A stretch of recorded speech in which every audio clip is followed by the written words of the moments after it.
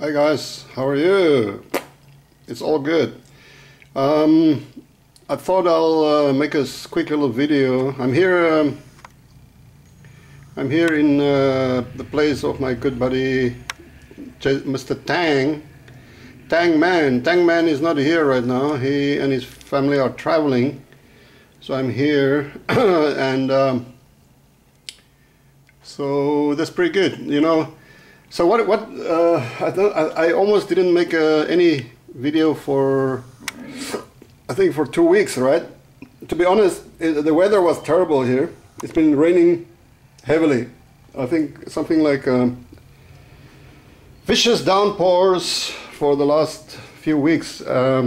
Nice painting, that very Chinese painting, as you guys can see. Gorgeous, huh? So it's been raining, yeah, like really heavily. But then the other that's one reason you can't really go out much because constant rain day and night. So I'm cooped up in here. This is the kitchen, by the way. But then if you guys remember, I uploaded a little video a while ago about about 2 weeks ago actually, about me going to eat in the Korean barbecue. If you will, oh shit, let me adjust this. If you all remember correctly, I went to eat in a Korean barbecue, and since starting that next day, I was been on the toilet pretty much right through until now, 2 weeks. So this is obviously food poisoning, which is not unusual here in Asia. I had several bouts of food poisoning in my time here. But then again, I've been here on and off since 1990 in Asia, so you can expect to have, on the average, I would say at least once or a couple times a year, especially if you travel around. If you stay in one place, you start to cook for yourself, you start to get to know the restaurants you could trust, you start to get used to that kind of food, and so then your stomach is fine. It's very rare that you pick up food poisoning. But if you, like me, transient, constantly moving around, eating at places where sometimes you shouldn't go and eat because you just, you have to take a risk sometimes, you're just like, okay, whatever, for whatever reason. Maybe you don't have enough money, that place looks cheap enough, but maybe the food's been sitting there since the morning, but you have no way to tell, right? Or, some foods, of course, you got to be particularly careful. Seafood and stuff. Seafood I'd stay away from, no matter what. Unless I buy the fish myself, kind of fresh, and then cook it. So, food poisoning is a reality all over Asia. No matter if you're in China, India, anywhere in China, Hong Kong, Taiwan, Philippines. Philippines, actually, I had my first bout or attack of food poisoning. It was a really good one. It was a biggie, as they call it in sport parlance. Oh shit, my English is cracking up again. Sport parlance. It was a biggie. That was actually right here in Angeles City. So this is basically the 20th year anniversary of my first food poisoning in Philippines. I had another bout, also a very long bout of food poisoning. That time I think it was, oh shit, wait, so that's why I'm cooking. I'm cooking, guys. I've decided to eat well today. I haven't really eaten well for the last 2 weeks. I've been eating maybe sandwiches, stuff like that. So today I'm making macaroni and chicken stew. I put some potatoes in the carrots in there, carrots, which is called wortels and stew with some little bit of spices here and there. I got some extract, chicken extract there, which I will add later on. And then I'm going to add this sauce. Hopefully my buddy Tang is not going to mind too much, but I'm going to steal some of his sauce. He kind of told me to go through the stuff because the fridge there was some shit in here, but because I had food poisoning, most of the stuff was going off that he left in the fridge for me, or well, before he left. So I didn't really have time to dig into the fridge. So anyway, to come back to the, 20 years ago in Angeles City, actually probably more than 20 years ago now, it's probably more like 21, 22 years ago. I think it was one of my one of my first or one of my last visits, probably one of my first visits. My first visit, I think I came here 2 to 3 times, 2 times maybe. At that time it was kind of quiet, it was small, it was nothing like it's now. Now it's a city and it's booming and it's full of traffic and fumes and pollution and criminals and every fucking thing. But at that time it was a nice quiet little village, you know, with rough roads and people were still friendly and it was nice. But I remember I just had a, you know, I love for me, coming from Africa, I love barbecue, you know, and then South African barbecue is the best in the world. I mean, I don't even want to discuss it, but that's, if you have any doubts, you go to South Africa, try the barbecue there, and I think everybody who has ever been there and tried the barbecue will totally agree. South African barbecue is the very best, the top of the peak, or the peak of the top. Anyway, so I found, at that time I was living in Taiwan, teaching and studying martial arts in Taiwan.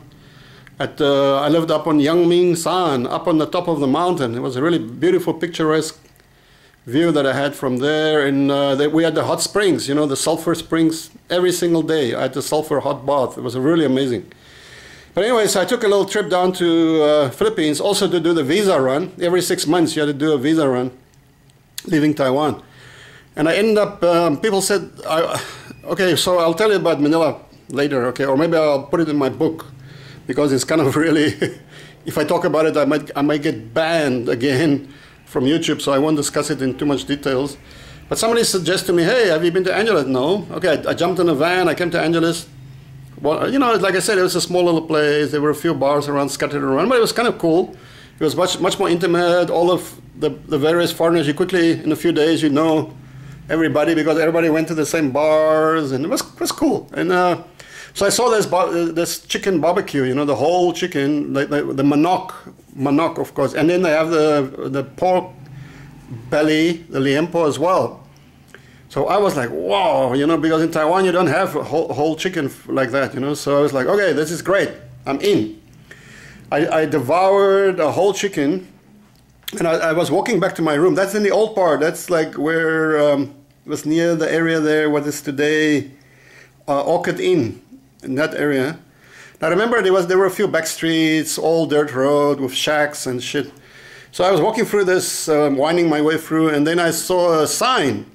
It said that anyone who can drink. Now, you know, I'm under correction because my memory is a bit vague, but you know, imagine 22 years of heavy drinking and partying. So, but I do want to imagine it was 15 bottles of SMB, San Miguel Pilsen, 15 small bottles, and in 1 hour. Apparently, you could choose any girl in that bar. You can take her home with you. And I was like, wow, that's pretty interesting. So, to be honest, I'm not this kind of guy that likes to go to these what is called girly bars. I'm going to tell you guys more about how the scene works here in Asia eventually. Okay, I'm getting to that channel, and I'm getting to that book, by the way. It'll be part of my dating book about how you should, you know, orientate yourself towards dating in Asia. Hey, let me have a look at this. Okay, it's still bubbling along here. This chicken is here for the long haul. I'm going to boil it until it's very soft, because I want that extract, chicken stock. Hey, my English is rebounding again. Starting to remember words again. Good. I'm feeling pretty chuffed with myself here. My English is getting better again. Okay, so anyway, you know, my stomach was full of this chicken I just had, right? So, but I was like, 15 beers, 1 hour, 60 minutes. That's very doable for me at that time. At that time, it was nothing. I mean, I could drink 15 beers in 30 minutes easily. But so what I didn't keep in mind was that, you know, I had a full stomach, a whole chicken just pumped in there with some side dishes. And I walked in there like a big shot, you know, and I'm like, okay, give me the 15 beers. So the idea was you pay 300 or something pesos at that time for 15 beers. But if you make it, if you fail, then you lose your money. You lose that money, and then, but if you make it, you get your money back and you get a girl. So that was a great deal, you know. So I was like, wow, I got it just for fun. I like a challenge, you see. If you challenge me, man, I will do my utmost to win anything, almost anything. So I was like, okay, I'm in. But these buggers were very clever. The owner was a foreigner, I think. It was either, or he was a he was a Filipino foreigner, foreign Filipino, sorry. Swarthy complexion. It could have been Greek or Cypriot or maybe foreign Filipino. I don't know, because I was just interested in slamming these beers down. It was like around about 6 o'clock, evening. So okay, I slammed the first 5 beers. Boom, you know, I think no more than 10 minutes. But these guys were taking the beers directly from the freezer. That was their trick. So this was not. It wasn't like you were drinking liquid. It was like you're drinking sludge, ice sludge, you know. So imagine now suddenly you pump 5 bottles of ice sludge into your stomach. On top of that, hot chicken and all that shit. Oh my God. The next moment, within 10 minutes, suddenly I was just cramping over, you know. I never had stomach cramps. I mean, I was like this. Yeah. And it just, whenever I try to take a sip or two, cramping like crazy. So I realized, look, I told her, and I tried to keep going. It was like 30 minutes, and I had finished about maybe like 5, 6, 7 beers at the most. The time was about halfway or more than halfway. But I told these guys, hey, you got to take your beers out of the freezer, line them up here on the counter, and so that they can start to defrost a bit. And that's what they did. So I had a bunch of open beers. I had all the beers open because I'm going to drink it no matter what. Eventually, even if I didn't make it in 1 hour. So then, but you know, there was like about 50 minutes gone. I think I had about 10 minutes left. And then this spunky little babe walked in. Really, just the way I like them. You know, short, petite, but well-formed, big lips, beautiful. And she looked at she walked in behind the counter, you know, and I think she was a bar lady, and she looked at the bottles. She goes like, "What are you doing?" I pointed to the sign. I said, "Well, I was hoping to drink all the beers and then take one of your girls home, you know." And she said, "Wow, I wish you would take me home."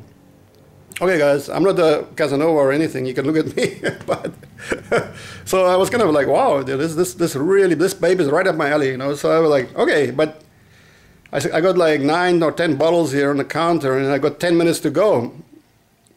And she says, "Wait a minute." She came running around the counter and stood right in front of me, and she took her blouse. And she had the very kind of open blouse, very loose hanging, you know, and she just pulled it right down. Boom. And she wasn't wearing a bra, and she had, and these 2 lovely little, you know, attachments just boom, right into my, you know, like, pop. And I was just like, wow. Excuse me, wait a moment, and then let me get back to work here. But by this time, the beer has now melted nicely, so it was all liquids, you know, and it wasn't that cold anymore. So it was they were standing on the counter now for like 40 minutes or whatever. So I just fucking grabbed them. I finished the last 8, 9, 10 beers in record time, you know, just. And the guy was the owner was sitting there watching me like, oh shit, now the shit's coming down, you know. And when I put the last one down, he goes like, "Congratulations, you made it." And then I could say that he wasn't that happy. I mean, who would be happy? But he goes like, "Can I buy you a drink? Can I buy you a beer?" And I'm like, "No, no, thank you," you know, because I was really full to, you know, on top of that chicken. Remember, I was full. I was like there, and he goes like, "Okay, but I want to buy you a drink." I said, "Okay, buy me a vodka then," or you know, he's like, "Oh, okay, what do you want? Double vodka this?" It's like, "Yeah, double vodka and Bloody Mary." Okay, here's the one. And then a little while later he gave me another one, a little while later he gave me another one, you know, and he goes like, "Okay, if you want, if you don't feel good right now, you better come back tomorrow and you can get the girl tomorrow." But she's standing there like you know, prancing around a bit. So and I did, to be honest, I didn't feel that great, but I was like, you know, sometimes a man's mind is overruled by his, not so much as a heart, you know, as further south. So I was like, okay, no, I'm taking her right now, which in retrospect was a big mistake, because it wasn't that great, to be honest. And the whole thing was a bit of a mess. And then the next day, I started to get stomach cramps. And my God, I was so sick that I couldn't leave the room for probably 10, 11, 12 days. I don't know exactly. But I had to stay right or hovering around the toilet the whole time. And you know, that, in those days there were no internet, no Wi-Fi. So it was a really boring old couple of weeks. There were food poisoning, serious food poisoning. And food poisoning, I think the beer, I don't know what role the beer played in all of this, but I'm not sure what happened there. It could have been the chicken, could have been the mix of chicken and beer, and all of it too much or too fast. So anyway, it was so bad that I couldn't leave, and I couldn't actually go back to the airport in Manila. I overstayed my visa because it was so bad. And then in the end, I got back to Manila when it calmed down. And I went to the police station in Manila to report that I've overstayed. Because in China, in Hong Kong, in Taiwan, they fucking go crazy. In Thailand, if you overstay one single minute, they want to put you in prison and give you huge fines.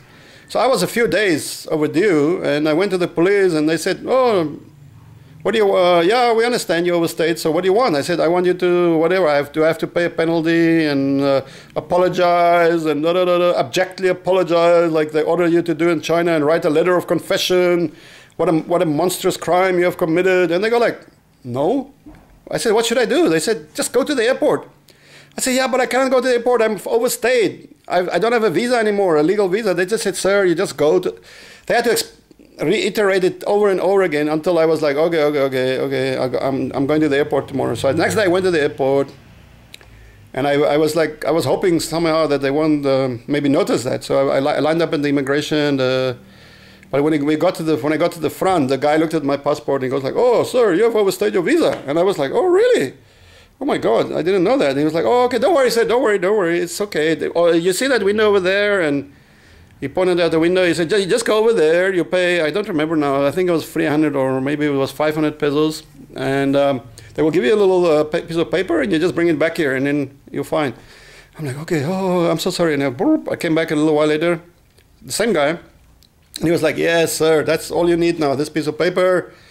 And he stamped my passport. And I was like really worried because like in China and Taiwan and Hong Kong, they give you these fucking ugly stamps that says like, "You are banned for up to 10 years or sometimes lifetime ban, never ever to return if you dare to overstay in their magnificent fucking countries." So I was watching him very closely, you know, and he was just like, boom, just a normal stamp. And he was like, "Welcome back to Philippines, sir, anytime," you know, and a big smile, you know. And I was like, wow, the people here in the Philippines are a different breed, right? So maybe those were the good old days. But yeah, so this is food poisoning. Hey, I'm going to check my food.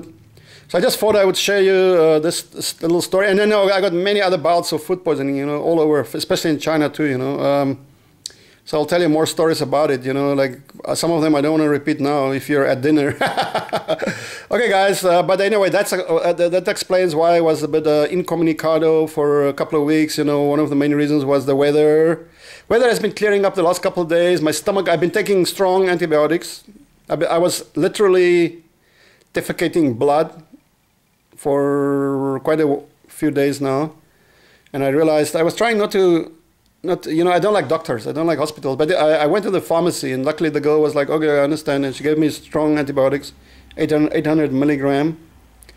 And I've been taking that now for about 4 days. I think it's just, today I went to the toilet maybe like once or twice. I mean, a couple of days ago it was 6 times in the morning within an hour of waking up, you know, just constantly until blood. It was terrible, but now it's slowing down.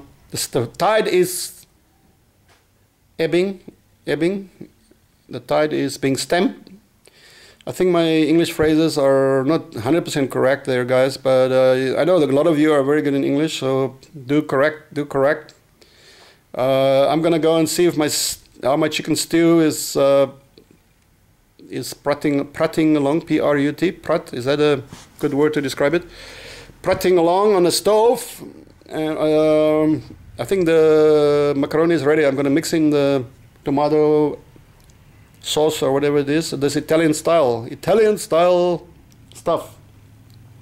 So I'm ready to roll, guys. I'm going to hopefully have a good meal, but I haven't eaten well for like 2 weeks. You know, it's very hard to eat when you have diarrhea and food poisoning and you know your stomach is bleeding. It's not easy to eat.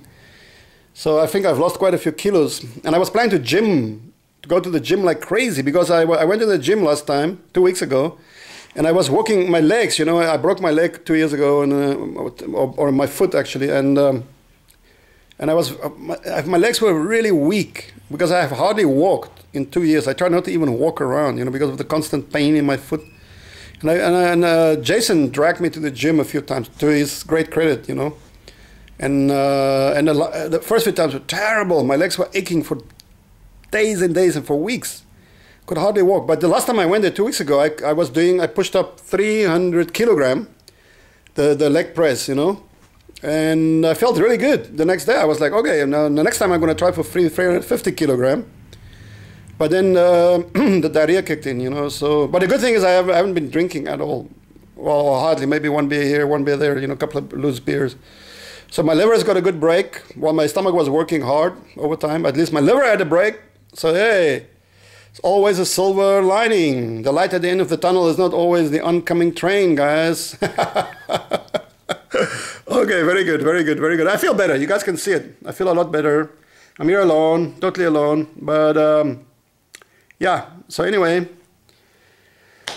thanks a lot. I will be making much more videos now. So you are warned. You are warned, okay? Cheers.